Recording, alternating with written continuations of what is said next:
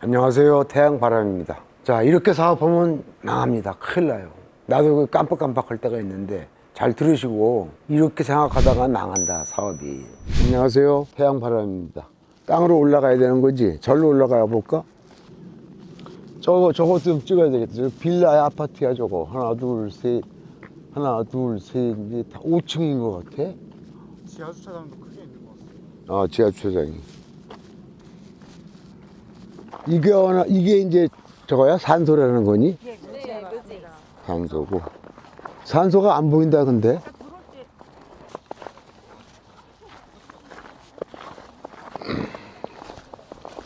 이쪽이 무슨 쪽입니까? 방향이. 북쪽입니다. 네? 여기가 북쪽이죠. 북쪽? 이게 남이요? 남.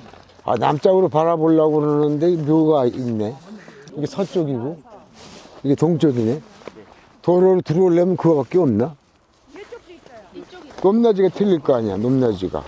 여기가 높잖아. 근데 도로 쪽에 여기 왼쪽에 약간 진입로로 만들어 놓은 거 같아요. 여기 진입로를 만들어 놨네? 이게 진입로를 만들어 놓은 거네, 이렇게. 저거 없애면 이렇게 들어오면 되겠네. 네, 저거까지 지분이 포함되어 있는 거라. 도로가 지분에.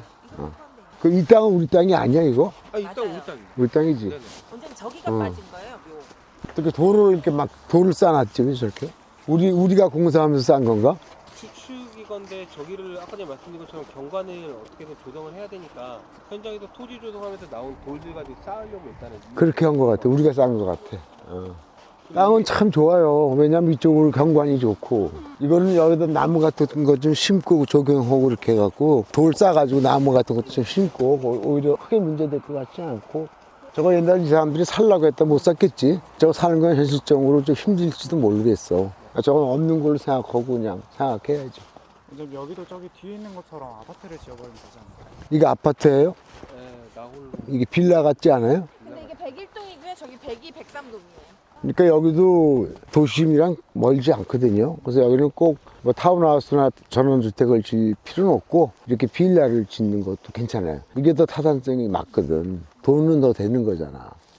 여기 뭐 시골이니까 한 2, 3억대로 해서 소형평수로 해서 빌라를 짓 때 테마형 빌라. 이런 데 오면 뭐 고기도 좀 구워 먹을 수 있고 자연도 좀 보고 그래야 되니까 그걸 그렇게 맞춰서 하면은 될 것 같아요. 오면서 조사를 해봤더니 매물은 하나도 없어요. 그래도 매물은 하나도 없으니까 괜찮네요. 지금 평지를 보면 여기 들어와서 여기가 지하로 주차장을 하나 털 것 같고요. 그렇지, 그렇게 하는 게 그렇게 하려고 한 것 같아. 모양 보니까. 지상층 그다음 또 위로 올라가는. 그래서 뭐 한 2억 5천원을 치고 돈 계산을 한번 해볼 필요가 있겠지만은 땅값이 싸니까 최저가가 지금 이게 80이라고 치면은 본로에 빌라를 질 때 서울 같은 경우는 몇천만 원 주고도 빌라를 짓잖아요. 평당 땅값을. 여긴 땅값이 뭐 100만 원 이하니까 사산이 나올 것 같은데 요새 주택 완화도 좀 되고 그래서 다시 한번 해도 될 것 같아요. 들어오는 통로는 여기가 맞는 거고 이렇게 계획을 세워놓고 이 땅을 깎은 거야. 그때부터 이렇게 일로 들어오려고. 들어오는 차가 이쪽 지하로 바로 들어가게끔 하려고 그런 거지. 저 위에도 보면은 지하로 바로 들어가게끔 입구에서 그렇게 만들어 놨거든. 여기도 그런 구조로 만든 거거든. 근데 여기가 농지가 일부 포함이 되어 있더라고요. 여기 있어. 100 몇 평 있던데 아까 보니까. 농지증이 필요한데 이게 만약에 법인으로 낙찰을 시도하게 되면은 법인으로 취득을 할 수가 없지 않나요? 법인은 주말 농장을 할 수 없게끔 돼 있지. 그러니까 법인으로 취득할 수가 없고 그냥 개인으로 취득하는 게 편하지. 법인으로 받을 수 있는 방법이 전혀 없는 거예요.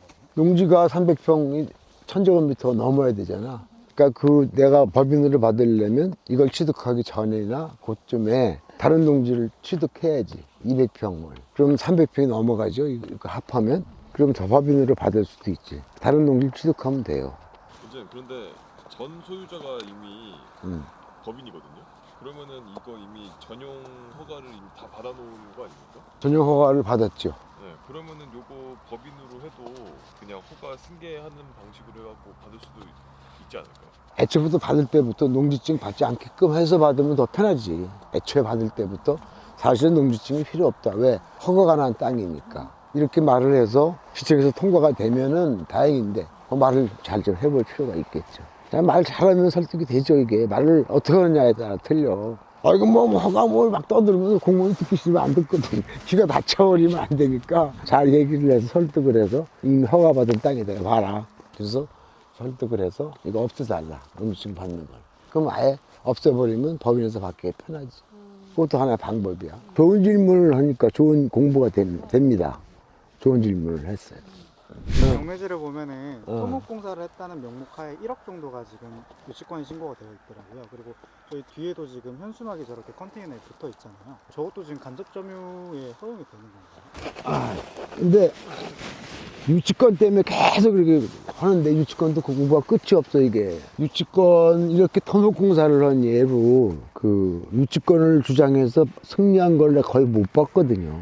왜 그러냐면 이 목적을 다 달성하지 못했기 때문이야. 이렇게 터를 닦을 때는 어떤 목적이 있죠. 공장을 짓거나 집을 짓거나 뭐 아니면 상가를 짓거나 목적이 있는데 목적을 이루지 못했다는 뜻이야. 그래서 이런 건 유치권을 인정해 주지 않는데 이제 그 판사들이 하는 요지를 보면은 원래 유치권이라는 건 그 건물에 대해 많이 얘기가 되는 건데 목적을 전혀 달성하지 못했고 거꾸로 이게 임야였는데 임야만 훼손한 꼴이 됐다 이 말이야. 임야만 훼손했다. 유치권을 주장하려면 임야를 더 좋게 만드는 목적을 했다면 인정해 줄 수 있지만 이건 임야를 훼손시켰다는 거야.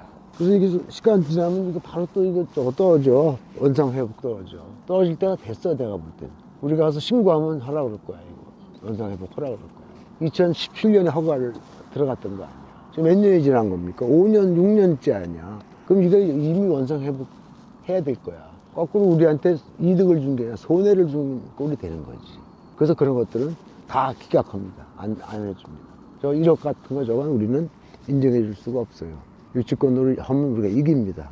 그래서 판례를 다 뒤져보세요. 내가 이렇게 대답을 하면 확인 사살을 하란 말이에요. 판례 같은 걸 뒤져보라면. 뒤져보면 자기께 확실히 되는 거야. 그냥 내 말만 들으면 긴가민가 하니까 판례 찾는 거 쉽잖아. 핸드폰으로도 찾잖아. 찾아보면 다 진 얘기만 나올 겁니다.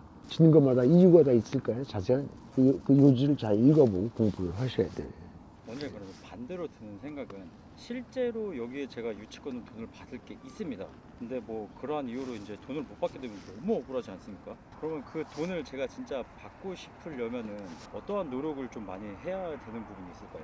그 사람은 노력해도 안 될 것 같습니다. 왜냐하면 이렇게 긴 공사를 했을 거 아니야. 돈을 안 받고 공사를 했다는 자체가 그 사람은 바보예요. 그래서 사회가 그런 사회가 아니지 않습니까? 그 다음에 자기가 일꾼들을 데리고 일을 했을 거 아닙니까? 기계대 빌렸을 것이고. 그 사람들은 돈 안 주면 안 움직입니다. 그러니까 내 얘기는 뭐냐면 이게 가짜라는 전제가 내 마음에 좀 깔려 있어요. 돈 안 받고 이 공사할 사람이 어디 있습니까 이걸. 그래서 나중에 맨 마지막 날 뭐 며칠 이런 거 그거만 못 받았다는 건 그런 건 있을 수도 있겠지만 처음부터 돈을 못 받아갖고 1억을 요구한다. 이거 현재 이거 실제 공사하면은 1억도 채 안 들어갑니다. 그건 과장을 해놓고 돈은 그렇게 과장시킬 사이 돈을 못 받았다는 건 이해가 안 가고 다 받았거나 일부 받았다고 생각을 해요. 그래서 사실 그 사람들의 억울한 거에 대한 얘기는 우리가 필요하다면 공부를 해야 되겠지만은 우려를 해줄 필요는 없을 것 같습니다. 이게 옛날에는 유치권이 왜 생겼는지 알아요? 모르겠죠. 돈을 못 받았어요. 못 받았는데 못 받을 수밖에 없는 게 뭐냐면 이 저당권이 앞에 설정이 돼 있잖아요. 네. 그러니까 나중에 공사 비용을 청구를 해도 저당권 밑으로 들어갈 수밖에 없잖아요. 그럼 다 앞에 사람 받고 자기는 못 받는단 말이에요. 이런 억울함을 호소를 하니까 국가에서는 법으로 유치권을 인정해 준 거야. 인정해 줬는데 지금은 그거를 거꾸로 악용을 많이 하니까 일부 약화됐어요, 법이. 그래서 유치권 인정해 주는 게 굉장히 힘든 경우가 됐어요. 그래서 경매 개시일 전에 이미 해라, 뭐 날짜도 따져주고 또 꼭 점유하고 있어라 이런 거. 그다음에 완공된 거 외에는 앞으로 유치권 인정해주지 않겠다라는 말도 나오고 유치권자들은 앞으로 그걸 잘 생각해서 함부로 유치권을 남발해봤자 소용없다는 걸 알아야 될 거예요. 도로랑 여기랑 거리가 생각보다 멀다면 멀고 가깝다면 가까운데 도로에서 생기는 소음이 조금 단점으로 생각하자면 현대인은 저 정도 소리는 듣고 살아야 됩니다. 요즘은 차고 샤시가 좋아서 문 닫으면 안 됩니다. 맞아. 비행기 밑에서도 문 닫으면 안 됩니다. 맞아. 요새 다 이중창 쓰고 그러잖아. 우리 때 이중창이라는 거 생각도 못했었는데. 굉장히 때문에 샤시. 샤시가 없었지. 나무 틀. 그리고 거기 막 밑에 초치라고 그랬잖아. 근데 그때는 다 그 초치라고 살았어. 제대로 다치는 분이 거의 딴 집도 마찬가지로 없었어. 아이고 안 맞아. 근데 물건들이 너무 많다 보니까 음. 거기서 저희는 상을 골라야 되잖아요. 그러면 이런 컨디션의 김장지 같은 경우에는 물건 같은 경우에는 한 중상 정도 들어가는 겁니다. 첫 번째는 내가 이렇게 장점을 많이 했잖아. 네. 했는데 이 땅을 내가 사서 팔려고 마음을 먹었을 때 얼마나 걸릴까? 그런 면에서는 중밖에 안 되지. 근데 이제 여기다 내가 사업을 하고 싶어. 진짜 집을 내가 짓는 것까지 구상을 한다면은 이게 어떤 관점에서 보느냐에 따라서 상중 이렇게 나눌 수가 있는데 이거는 중과 상 정도 되는 물건이라고 봐. 네네. 그러니까 우리 땅이 딱 이 모양을 연상하게 하잖아. 네, 맞습니다. 그래서 들어가면서 바로 주차장으로 들어갈 수 있도록 네. 저렇게 만들면 되지. 이렇게. 딱 이거 보니까 우리 땅이 어떻게 개발해야 될지 알만하지. 안녕하세요. 태양바람입니다. 자, 이렇게 사업하면 망합니다. 큰일 나요. 나도 깜빡깜빡할 때가 있는데 잘 들으시고 이렇게 생각하다가 망한다, 사업이. 왜냐하면 내가 지금 전원주택이나 타운하우스 짓지 말고 빌라를 짓자고 했잖아. 일반적인 생각이지. 빌라가 돈을 더 많이 버는 건 사실입니다. 근데 그거는 작년 1년 전 얘기죠. 지금은 재료값이 엄청 많이 비싸졌고 인건비가 많이 올라가지고 700만 원 이하로 짓기가 힘들어요, 빌라를. 근데 나오면서 조사를 해보니까 이 가평은 800만 원 넘게 분양한 데가 없거든요, 아예. 다 7, 800에 분양을 했단 말이에요. 옛날에는 그게 먹혔지. 왜냐면 재료비가 한 400, 350 들어갈 때니까. 아주 순식간에 올라갔잖아요, 재료비가. 그러니까 이거 지으면 질수록 손해가 되는 거잖아, 지금. 한 평당 건물 짓는데 700이 든다면 분양가가 700밖에 안 되잖아. 그럼 땅을 어디서 살아? 공짜로 사왔나? 이렇게 그냥 망하는 거야. 그 일반적인 생각, 옛날 생각을 가지고 이렇게 접근하면 바로 망한다. 이걸 자기 사업이라고 생각해서 전 재산을 투자했다가 하면 회복하기 어렵니다. 어렵습니다. 요새 대출이 또 얼마나 비쌉니까? 대출 금리가. 땅밖에 더 해줘요? 건물 짓는 건 PF 대출 받아야 돼요. 그럼 10몇 프로씩 받아야 되잖아요. 그 이제 어떻게 감당할 거고. 분양가는 700 정도에 머무르는 데는데 가평이 어떻게 할 거야? 그냥 망하는 거지. 이건 나도 바로 1년 전으로 이렇게 머릿속에 들어가가지고 강의를 유튜브를 하다 보니까 편안하게 했는데 생각하다 보니까 이 금리가 장난이 아니고 재료비가 장난이 아니야. 공사업자 공사비가 장난이 아니고 그걸 딱 해보니까 이건 나같이 강의하면 다 사업하면 망하니까 지금이라도 늦지 않았으니까 빨리 실토를 해야지 내가. 이거 보고 이 땅 사갖고 막 사업한다고 하면 어떡할 거야.